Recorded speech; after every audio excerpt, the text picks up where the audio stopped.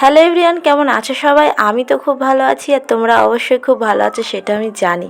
সে যাই হোক, দেখো এখন সকাল 8টা বাজে আর এখনও কুয়াশা কতটা ঘিরে আছে।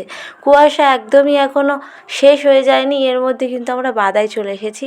আমি এসেছি আজকে ফুলকপি মাঠে। তোমরা কিছুদিন আগে হয়তো আমার এই ফুলকপি মাঠের ভিডিও দেখেছো। সেই মাঠে আবার এসেছি, তবে এই মাঠের এই যে অবস্থা হয়ে গেছে আমি কিন্তু এর আগে দেখিনি। আমি এসে দেখছি জল ঢুকে গড়া পচে একদমই ফুলকপি বাগানটা শেষ।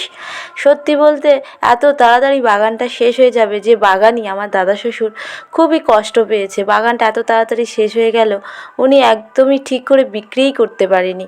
তার মধ্যে বাগানটা একেবারে শেষ। এর মধ্যে দেখো সর্ষে বাগানও আছে, আর সর্ষে গাছগুলো কিন্তু একদমই পুষ্ট হয়ে গেছে, এইবারে পাকবে। আমাদের এখানে বাজার বসে সপ্তাহে 2 দিন। তার মধ্যে ভাবলাম যে পাড়ায় যখন সব বাগান আছে, ফুলকপি বাগান, ওলকপি বাগান, বাঁধাকপি বাগান, বেগুন বাগান, তার জন্য ভাবলাম সবজিগুলো ঘরের থেকেই নিয়ে নিই। তাই সকাল সকাল আমি আর আমার যা একটু আগে তোমাদেরকে দেখালাম, চলে এসেছি এই মাঠে। দিদারা যেহেতু ওনাদের আজকে বাঁধাকপি ফুলকপি তোলার ডেট, আর এইগুলো আজকে তুলে নিয়ে বাজারে দেবে, তার জন্য ভাবলাম চলো আমরা দুটো করে নিয়ে চলে আসি কিনে। আমাদের এখানে বাগান চাষ হয় 12 মাস। উচ্ছে বাড়ি, ঢেঁড়স বাড়ি, ফুলকপি, ওলকপি, সর্ষে, সমস্ত কিছু কিন্তু এখানে চাষ হয়। তোমাদের কাদের কাদের গ্রামে এরকম চাষ হয় অবশ্যই কমেন্ট করতে ভুলবে না। যাই হোক, আজকের মতো ছোট্ট একটা ভিডিও তোমাদের সাথে শেয়ার করলাম।